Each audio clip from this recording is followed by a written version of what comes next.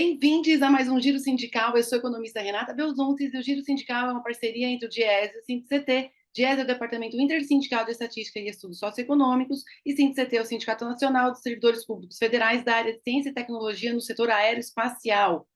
Este programa vai falar sobre uma greve que ocorreu entre os dias 10 e 13 de setembro no município de Guarulhos. Lá, os trabalhadores da Uzi Minas cruzaram os braços.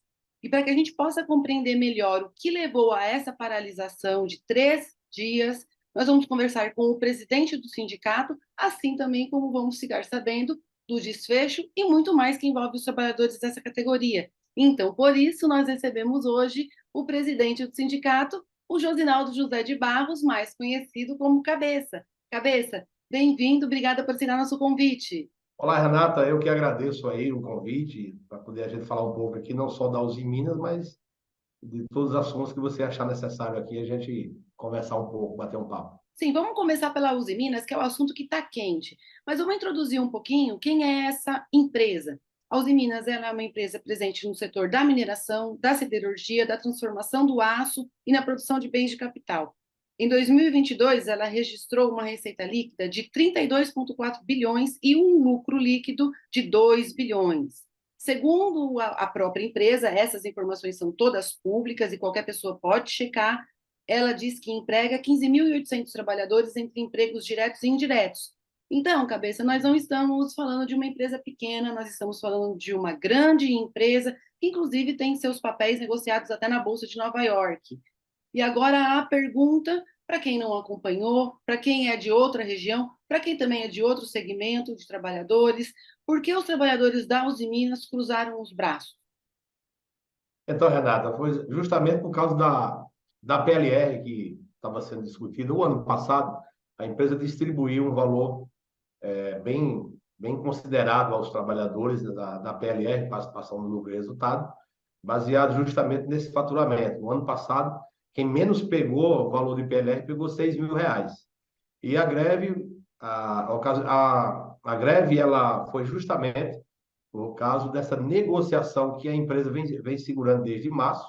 Geralmente, no mês de março, negocia-se o plano de PLR, as metas, todos os parâmetros do acordo, e aí a gente aprova em assembleia para poder as pessoas saberem qual é a meta que tem que cumprir durante o ano.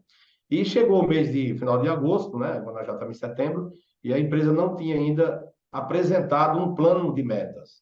E aí foi onde os trabalhadores se revoltaram com a proposta da empresa. Depois de mais de 6 meses de atraso, a empresa apresentou um plano de metas onde não tinha nenhum valor de antecipação e só se atingisse aí um EBITDA, um faturamento acima de 270 milhões de reais. E aí, já praticamente com 8 meses se passaram, o faturamento até agora está em 68 milhões e impossível de bater essa meta. E aí foi a discussão com a empresa foi a exaustão, não tinha mais como avançar, os trabalhadores decidiram parar.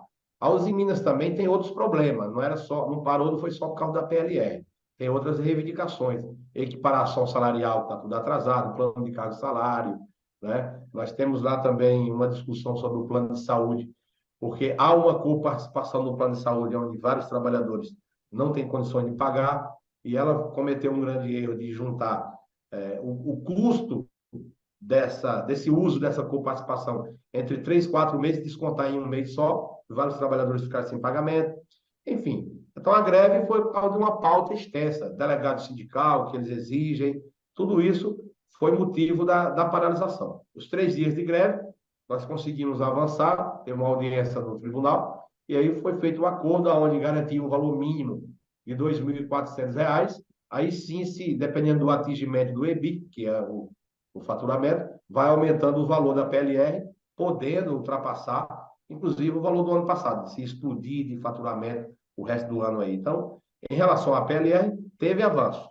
E agora nós temos mais 90 dias de prazo, que eles pediram esse prazo e foi homologado no tribunal, para a gente debater, discutir e negociar os demais itens. Plano de saúde, a legado sindical, as equiparações salariais junto com o plano de salário. Então, tudo isso, dentro do prazo de 90 dias, a gente tem que estar negociando com a empresa.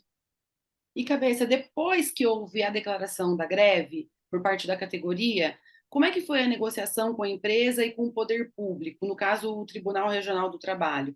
Como é que você avalia o papel cumprido por esses atores? Porque para o resultado também influi muito como cada ator desempenha o seu papel. Então, qual é a avaliação do sindicato com relação à negociação com a empresa e com relação ao poder público?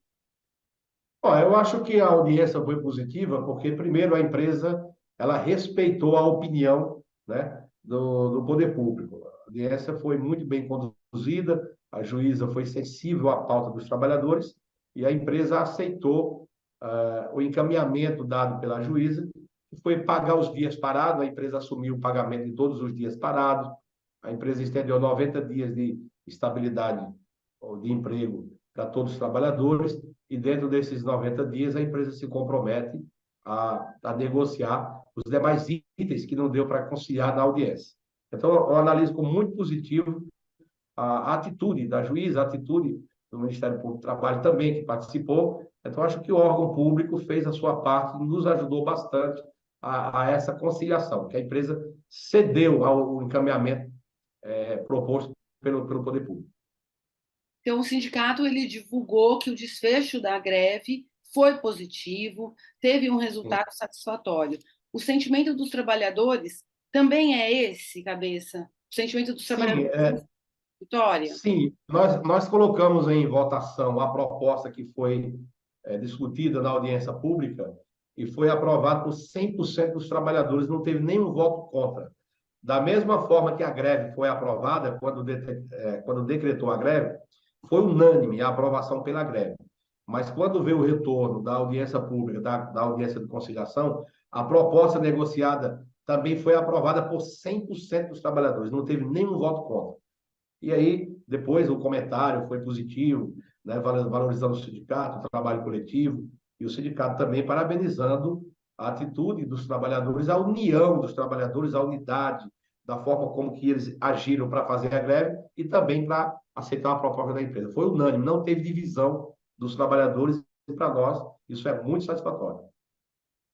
É isso aí. Então, nesse primeiro bloco, nós tratamos da greve ocorrida na Uzi Minas entre os dias 10 e 13 de setembro, na Uzi Minas, unidade de Guarulhos. Fique com a gente que o Giro Sindical volta já já.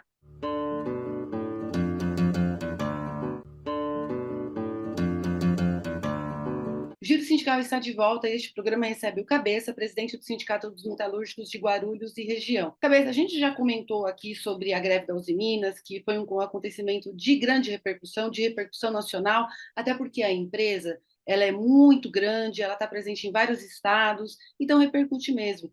Mas vamos aproveitar então e vamos apresentar quem é o Sindicato dos Metalúrgicos de Guarulhos, para quem está nos acompanhando. É um sindicato filiado à Força Sindical e tem décadas de existência. Conta um pouquinho qual é o número de trabalhadores na base, quais são as principais empresas, como é o perfil do trabalhador que vocês representam aí hoje, cabeça? Então, Renato, o Sindicato dos Metalúrgicos de Guarulhos ele tem 60 anos, ele foi fundado em 63 e já em 64 sofreu uma intervenção militar por conta do golpe de Estado quando caçaram João Goulart em 64. O governo militar também interveio no sindicato, né? Ele indica aqui um interventor, toda a diretoria foi destituída, só um ano depois conseguiu voltar ao comando do sindicato e temos na base hoje 45 mil trabalhadores. Nos anos 80 até 90, éramos 90 mil, mas aí por conta da automação e da terceirização, que foi diminuindo a base metalúrgica, hoje nós somos 45 mil. No governo Lula, de 2003 a 2012, mais ou menos, chegamos a 58 mil trabalhadores, aumentou 20, saímos de 38 mil, quando o Lula assumiu o primeiro mandato, e fomos a 58 mil, aumentou 20 mil trabalhadores metalúrgicos só no governo Lula. Aí depois que entrou a Dilma, ali até 2014, conseguiu se manter, mas depois aí foi caindo, aí com a derrubada da Dilma, com o golpe, que eu considero um golpe, também foi caindo bastante. Voltamos aos patamares de 40 mil, e esse ano, de janeiro para cá, nós já aumentamos também em quase 2 mil trabalhadores depois que o Lula assumiu, e a gente está muito otimista, né, com o governo progressista, com o governo Lula, porque a gente vê o setor metalúrgico reagindo, não só o setor metalúrgico, eu acredito que todo o segmento industrial ele tem uma reação positiva, né, vamos dizer assim, uma crescente e uma expectativa de crescimento do país e retornando aí o emprego na indústria, que é muito importante. Cabeça, nas últimas décadas, o Brasil passou pelo chamado processo de desindustrialização, que a gente entende Sim. como a perda do produto da indústria no produto total, na geração de riqueza total, e também a perda da participação do emprego industrial no emprego total. Como é que esse processo se desenrolou em Guarulhos? Vocês sentiram esse processo com o fechamento de empresas, com a perda de empregos, ou ele passou suave? Como é que vocês passaram por esse processo e como é que vocês enfrentaram ou têm ou vêm enfrentando essas mudanças que parece que ainda não cessaram? Nós sofremos bastante, o metalúrgico de Guarulhos sofreu muito com esse processo de recessão. Muitas empresas saíram do estado de São Paulo e automaticamente também, na proporção, perdemos muitas empresas aqui em Guarulhos. Aqui nós perdemos empresas muito importantes, como a WEG Motores, SKF, Yamaha. Nós perdemos muitas empresas que saíram, a Max Wheels do Brasil, que é a antiga Borlen, que é a maior fabricante de roda automotiva do mundo, e a matriz ficava aqui em Guarulhos, mas perdemos ela também. Ela foi embora, uma parte para Santo André, outra parte para Cruzeiro, outra para Limeira. Então, nós perdemos muitas empresas grandes e por isso também que a nossa base caiu bastante, né? De 58 mil, baixamos para 40 mil. Porque só nos últimos 3, 4 anos, nós perdemos aí mais de 10 mil metalúrgicos de empresa que mudou de Guarulhos. Foi para Minas Gerais, foi para o Nordeste, né? Como a Duchas Colana também era aqui em Guarulhos, foi embora para Sergipe. E muitas empresas vão para alguns estados por causa da guerra fiscal, o ICMS que é mais barato, e Ah, também mão de obra mais barata, movimento sindical que não é tão atuante como o da Grande São Paulo, como o de Guarulhos, São Bernardo, Osasco, enfim. No grande eixo aqui existe um movimento sindical mais organizado, mais combatido e mais, vamos dizer assim, mais experiente dentro da indústria de transformação. Então, essas empresas, o capital, ele procura melhorias, é diminuição de imposto de estado para estado, é mão de obra mais barata, a pauta sindical, as reivindicações sindicais diminuem, né? Porque os sindicatos do interior não têm a estrutura e nem a experiência, e nem todo o corpo técnico que assessora os grandes sindicatos da grande metrópole aqui. Então, tem várias facilidades para eles também sair da cidade. Então, com isso, nós sofremos bastante, e principalmente em época de recessão. e falando em políticas de governo, boa parte desse período aí, onde Guarulhos e também outras bases sindicais foram perdendo empregos, alguns porque se mudaram, outros porque fecharam mesmo. Durante um determinado período, todas essas mudanças elas estiveram lado a lado, há pelo menos duas reformas que foram muito antitrabalhadores, que foram muito antissindicais, que foi a reforma trabalhista e a reforma da Previdência. Você falou que a gente está num momento mais otimista, que você sente mais esse otimismo, mas olhando para todas essas reformas que foram feitas, olhando para o momento de hoje, quais foram as principais mudanças efetivas que passaram pelo sindicato a partir dessas reformas, cabeça? E ainda, eu queria saber a sua opinião sobre se essas reformas, se a gente deve lutar pelas suas revogações ou pelas suas modificações, para que a gente possa recuperar algo que foi perdido durante esse tempo. Então, Renata, assim, a reforma trabalhista lá do Michel Temer, 2017, ela prejudicou muito os trabalhadores e a própria instituição sindical. Porque quando a grande mídia brasileira divulgou que a reforma era boa para a população, porque ia gerar emprego, ia acabar com a burocracia, ela fez a propaganda, né, baseada só no fim do imposto sindical. A classe trabalhadora apoiou porque o que é que eles pensaram? Os trabalhadores pensaram: nós não vamos mais pagar o imposto sindical, aquele um dia do mês de março, nós vamos deixar de pagar. Só que a grande mídia, ela não divulgou que, com o fim do imposto sindical também, vinha retirada de direitos, vinha flexibilização da CLT, permitindo que o empresariado, né, fizesse acordo individual, até para diminuir a taxa, o fundo de garantia, a multa de 40 para 20 em caso de acordo. Você sabe que muitas empresas, quando quer demitir e ganhar em cima da rescisão do trabalhador, ela dá uma pressionada para o cara assinar um acordo e não recolhe os 40%, recolhe só 20%.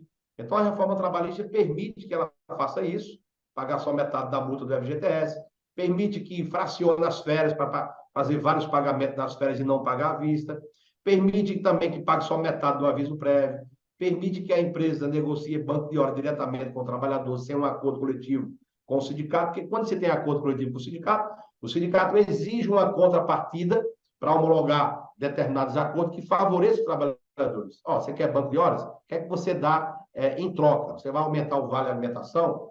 Você vai aumentar a PLR? Você vai dar um abono salarial para poder aceitar esse acordo? Então, o sindicato sempre busca uma contrapartida que favoreça os trabalhadores para poder fazer um acordo de banco de hora, por exemplo, que a gente faz aqui na nossa base.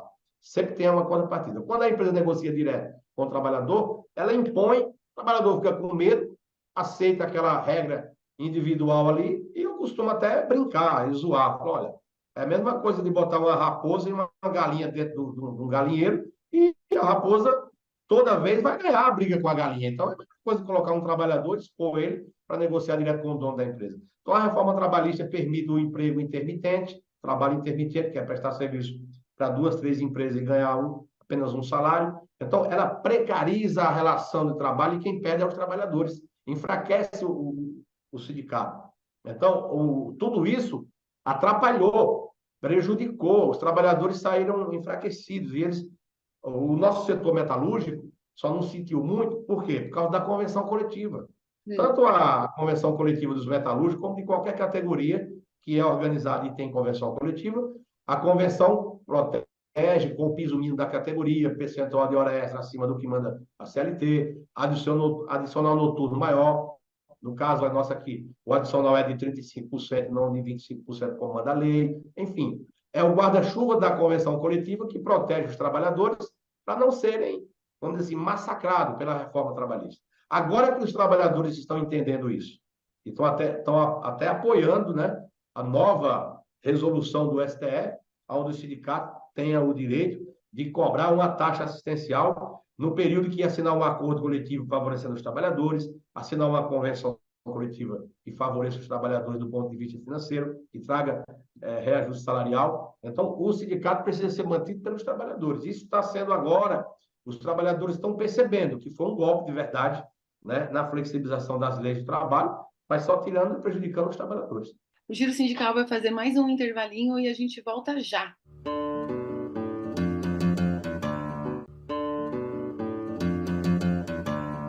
O Giro Sindical está de volta e este programa recebe Cabeça, presidente do Sindicato dos Metalúrgicos de Guarulhos. Cabeça, a organização sindical ela é sempre muito desafiadora para os sindicatos. E as mudanças, como a reforma trabalhista, e também não só a reforma trabalhista, mas toda essa situação da desindustrialização, uma situação de baixo crescimento, tornou todo o trabalho sindical ainda muito mais desafiador. E o Sindicato de Guarulhos está retomando a figura do delegado sindical, está fazendo uma campanha pela implementação do delegado sindical. Conta para a gente por que agora, nesse momento, é uma campanha central para o sindicato e o que se espera de obter com isso? Espera se implementar em todas as empresas? Espera se implementar em quantos por cento da categoria o delegado sindical? Bom, primeiro que o delegado sindical é quem ajuda a programar o sindicato para o futuro, é quem dá toda a sustentação, né, para que a gente possa programar o sindicato e discutir com eles qual o sindicato que eles querem para daqui 30, 40 anos, porque a gente não pode pensar só no hoje, a gente tem que pensar em uma instituição baseada nas mudanças que virão, e algumas virão para nos prejudicar, que a gente sabe disso, que sempre o legislativo e governos que mudam têm pensamentos diferentes, e a gente tem que se preparar para deixar um sindicato para gerações futuras. Então, o delegado de hoje é o dirigente sindical de amanhã, que ele participando da luta hoje, ele vai estar preparado para representar o sindicato, né, lá na frente, porque a rotatividade é muito grande. E outro ponto também é que o delegado sindical é quem ajuda, né, a desenvolver os trabalhos sindicais dentro da fábrica, tirando pauta de reivindicação e ajudando a entidade sindical a conquistar muitas coisas dentro das fábricas. Então, sem a presença do delegado sindical, dificulta o trabalho da direção. da diretoria do sindicato. A diretoria do sindicato ela tem que ser pautada pelos delegados sindicais, pelos comitês, né, sindicais de fábricas, que estão ali no dia a dia, dentro do chão da fábrica, ouvindo e percebendo a necessidade que os trabalhadores têm de pautar a empresa em diversos temas, porque hoje, em pleno século XXI, revolução da indústria 4.0, a quarta revolução industrial, a gente vê a empresa ainda que não tem um café da manhã, que não fornece um almoço, o trabalhador, tá lá, a empresa tem 300, 400 empregados e o pessoal leva marmita ainda, não fornece o café da manhã, não tem um plano de saúde, não tem uma cesta básica, isso aí ainda existe na nossa base. Então, esses delegados sindicais é para ajudar nisso, ajudar nas negociações coletivas com a empresa, ajudar na reivindicação e na conquista. Então, o sindicato é um trabalho de equipe, é um trabalho coletivo, e a gente precisa aumentar essa campanha, e já estamos conseguindo, e as empresas estão entendendo também que é preciso negociar. A própria legislação, né, permite as empresas acima de 200 empregados, permite fazer a eleição e o mais votado, o eleito ali, tem estabilidade. Então, aproveitar também a lei. A lei está dando o direito da gente fazer essa reivindicação. E cabe às empresas interpretar a lei e aceitar negociar, que é um processo legítimo e democrático. Né? E os trabalhadores entender que isso é necessário e vai ajudar eles no futuro, no presente e no futuro. Bom, o sindicato tem database em novembro e os Isso. motores já estão sendo esquentados, já está sendo preparada essa campanha salarial, Cabeça? E Já, sim, sexta-feira passada, dia 15 passado, agora sexta-feira, nós fizemos uma assembleia aqui na sede do sindicato, onde nós aprovamos a nossa pauta de reivindicação. Os trabalhadores compareceram, lotaram o auditório, estão muito otimistas para a gente buscar aumento real do salário esse ano, né? E também ampliar nossa reivindicação, né? Licença paternidade de 20 dias em todas as convenções, porque uma coisa muito difícil para nós aqui, Renata, a categoria metalúrgica é uma só, mas nós temos 13 convenções coletivas dentro da nossa categoria. A gente negocia com 13 sindicatos patronais diferentes. É uma dificuldade muito grande. Aí, às vezes, a gente tem uma conquista em uma convenção que não tem na outra. Por exemplo, no setor de autopeça, nos sindipeças, a convenção garante 6 meses de licença maternidade para as mães, 6 meses. A lei só obriga 4 meses. Só que nas outras convenções nós não temos. Então, esse ano, há uma reivindicação de ampliar essa reivindicação essa licença de 6 meses para todas as mães de todos os grupos. Não é? Por que a mãe lá do Sindipes tem direito de 6 meses, aí a mãe que trabalha numa fábrica de lâmpada eletroeletrônica não tem direito a 6 meses? Mãe é mãe, seja aquela que corta cana lá na roça ou a engenheira que está na NASA. houve o ganho, houve um saldo positivo aí na região, na categoria de 2.000 trabalhadores. E a gente tem um governo que, em 6 anos, diferente do que a gente teve nos últimos 6 anos, que não é um governo anti-trabalhador, não é um governo anti-sindicato. Você considera que esses são elementos para uma campanha salarial mais favorável e que pode gerar maiores expectativas de ganho? Renata, é assim, com a eleição do Lula, com a vitória do Lula no ano passado, eu acho que nós viramos uma página negativa na história do Brasil. E essa página negativa que nós viramos, isso foi um conforto, um alimento, um oxigênio novo para toda a classe trabalhadora do Brasil. Se o Lula não tivesse ganhado a eleição, nós não estaríamos nem fazendo planejamento. O exemplo disso já no primeiro ato do Lula, foi reconhecer o direito de salário, de profissão igual, salário igual para as mulheres, o direito da igualdade salarial para as mulheres. Então, isso foi muito positivo. E ainda no primeiro semestre, o Lula já conseguiu aprovar também, né, a política de valorização do salário mínimo, que isso favorece milhões de brasileiros, e o mesmo percentual disso ajuda a gente a reivindicar aumento real para nós também. É isso aí. Bom, eu quero muito agradecer, então, hoje, ter recebido aqui no Giro Sindical o Josinaldo José de Barros, também conhecido e muito mais conhecido como Cabeça. Cabeça, muito obrigada aqui pelo seu tempo, muito obrigada por dividir aqui as informações, desde a greve da Usiminas até sobre a categoria e as suas expectativas aí para o futuro, onde a gente já incluiu também aí a database em novembro, que a categoria seja vitoriosa. Muito obrigada. Renato, eu que agradeço a você aí, a toda a equipe da TBT. A nossa database é novembro e vamos fazer uma bela campanha salarial e acreditamos que esse ano, se Deus quiser, na nossa database tem algum reajuste acima da inflação, para que a gente possa realmente fazer jus ao esforço que a classe trabalhadora sempre fez para poder manter esse país de pé. E queremos também que o governo continue lutando, fortalecendo a reindustrialização do Brasil e dê atenção para a indústria, porque a indústria é quem desenvolve os melhores empregos, os melhores salários. E país sem indústria é um país pobre. Qualquer nação do mundo que queira ser forte precisa ter uma indústria forte. Abraço aí, muito obrigado pelo espaço. Obrigada, seguimos. Abraço.